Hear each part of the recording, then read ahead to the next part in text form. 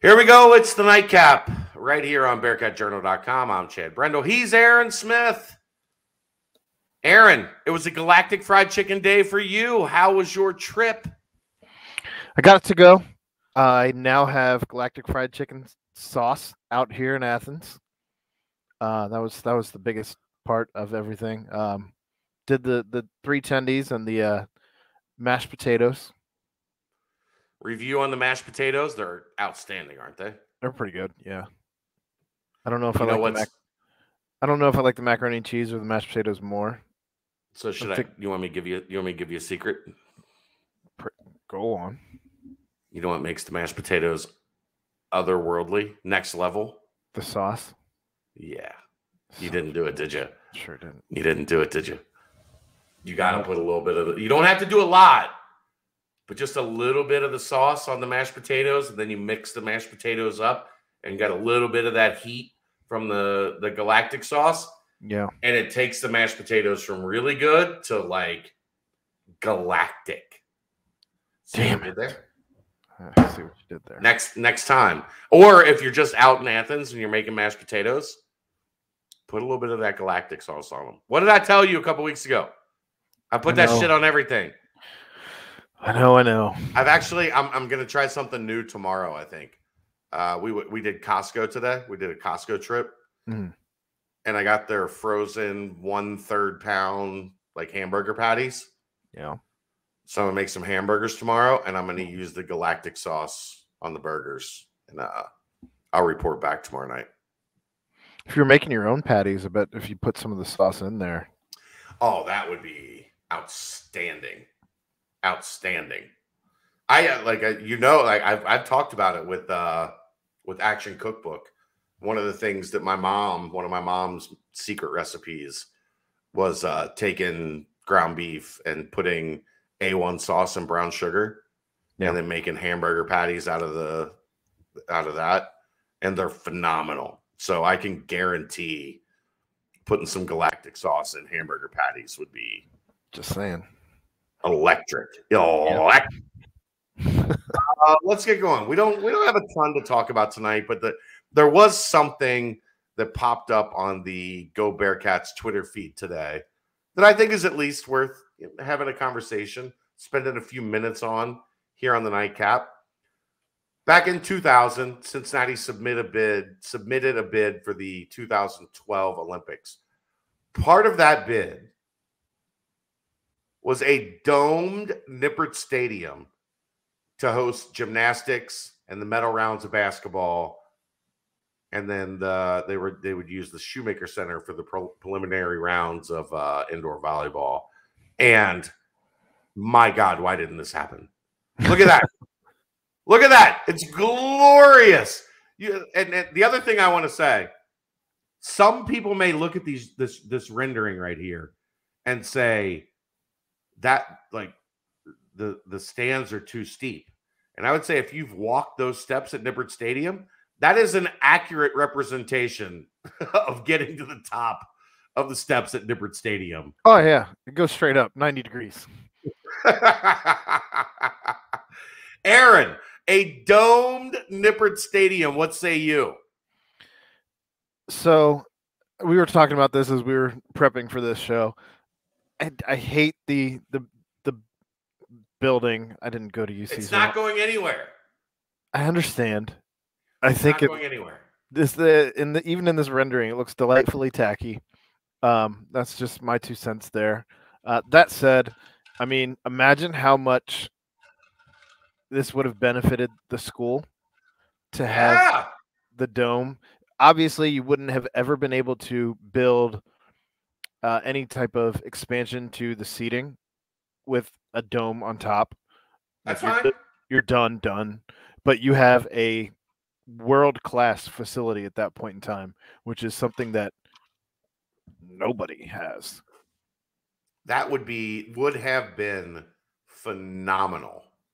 I mean, I don't know how they would have done it exactly with the Linder Center right there. Yeah. Let's date back.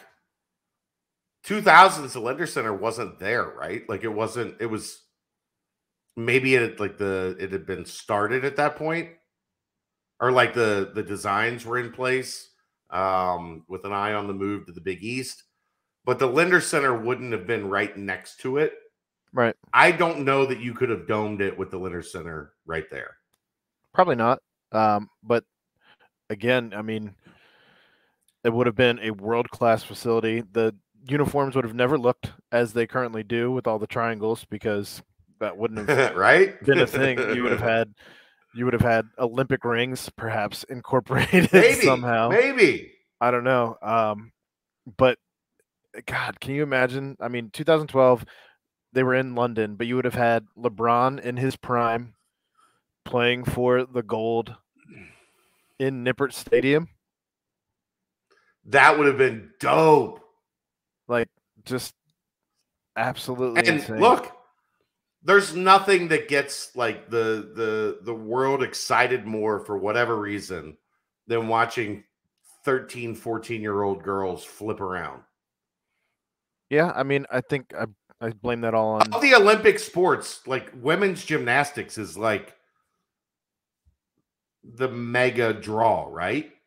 I blame that all on like Carrie Strug and Dominique Moceanu and everybody who was on that Olympic team that, or Nadia Comaneci. Like, that was a long, like, this has been like the Olympic sport for a long time, women's gymnastics. Yeah. So it would have been awesome to like have it in Nippert Stadium and think about how much the lore of Nippert Stadium would have changed if there was like an epic. Was that 2012? Was that Carrie Strug? Like, what? No.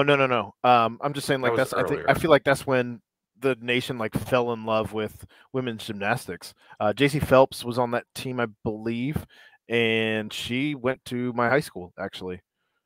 A Cincinnati native. But yeah, that would have been absolutely insane to have the Olympics here. Gabby Douglas, Allie Raisman, like, that was a big one, right? Michaela Maroney. Yeah, but that was after all of that. No, that's 2012. Oh, that was on that 2012 team. Okay, that's when it was after. Gabby Douglas. It was after the all around. I'm saying it was after the Carrie Strug and all of that. Like, that was when I was young. Yeah. I mean, think of how that would have changed the city of Cincinnati. We have 5-star hotels, which I don't believe we have one. The restaurant scene would probably still be pretty insane. Yeah, for sure. Better than what it was. I think that you probably would have ended up with a completely reconstructed or at least gutted Coliseum or whatever it's called for sure. These days. And maybe the Armory gets redone as well as part of whatever. Yeah. You'd have to. Absolutely, you'd have to. The U.S. women won gold. Gabby Douglas was first. Michaela Maroney, Allie Raisman, Kyla Ross, don't remember her. Jordan Weber, don't remember her.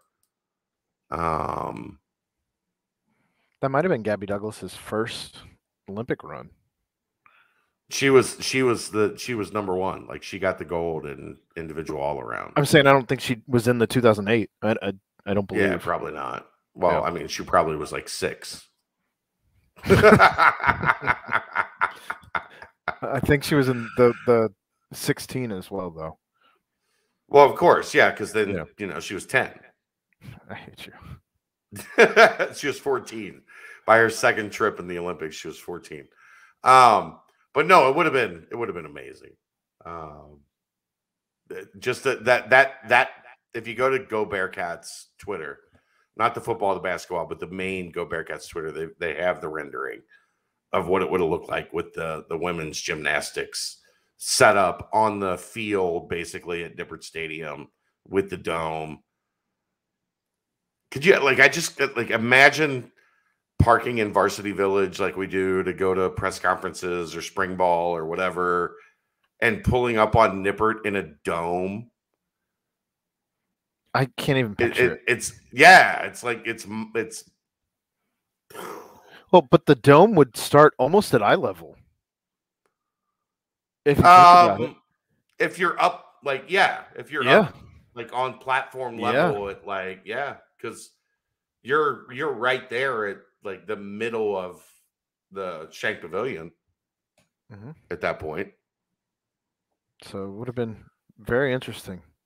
It would have been really cool if that would have happened. And then that coincides with, BK coming to UC. Yeah. Although it probably wouldn't have been done by that point. So they would have been at Paul Brown. Oh, there's so many questions this would have raised. Like, they would have been in the process of putting the dome on Nippert. So they would have had to have been downtown probably, right? I don't know. Yeah, probably. Yeah, it makes it like there's a lot to digest when you're and that might have, about what all of that would have meant. I mean, that might have even been better for the Bearcats because that year with Pike and Marty and all that, like, you would have been able to damn near, if not sell out, down at Paul Brown rather than just but I don't know, because that thing, like, we've talked about that was a slow burn that season. I mean, not right away. A lot like sure. It's a lot like this Bengals season, right?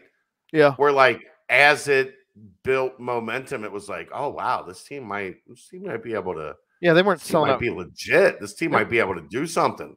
They weren't selling out games at Paul Brown this year when people were projecting them to go 3-4 wins. Yeah, and I think everybody thought like that 2018, like, man, they lost so much. Mickens and D'Lo, and like there was just this feeling that, like, oh man, they've got too much to replace to be able to be right back here next year.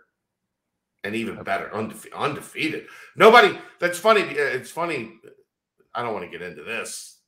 How we're in a similar situation right now? No. What I meant by that is, like, coming off of 2008 into 2009, nobody was like 2009 is gonna, like, take it to the next level. Yeah. Coming off of last year where they played in the Peach Bowl. Right. And then into this year, everybody was like, oh, it's set up. Like they got it. Like, if it's ever going to happen, this is it. Nobody really thought that about 2009 until you got to, like, week 8, week 9. All of a sudden, like, damn, they're undefeated. They keep going undefeated. They keep going undefeated. They keep going undefeated. Oh, shit. Like, they beat Pitt for the Big East championship. And, like, that was a slow burn. Wouldn't that be something next year for the Bearcats if they had, like, a slow burn undefeated season, though? Yeah, you beat Arkansas, you beat Indiana, you still get 2 P5 scalps. Just saying. Looking at the numbers that Brady's been posting, we talked about this on the BBP tonight. There's a lot of new blood that all of a sudden you're starting to see pop up on these lists of the next wave. Depth chart battles are going to be wild. Remember, the 3 best recruiting classes in program history are all on campus. Mm-hmm. Well, let's see what they got. See what they got. Half of the the other ones will be here in June. But the 3 best recruiting classes in program history are part of the program. Mm-hmm. So it'd be wild to have watched them played in the Nippert Dome. Brought it all back. That's going to wrap it up. He's Aaron Smith. I'm Chad Brendel. Get your ass to Galactic Fried Chicken. It's the Nightcap right here on BearcatJournal.com. See ya.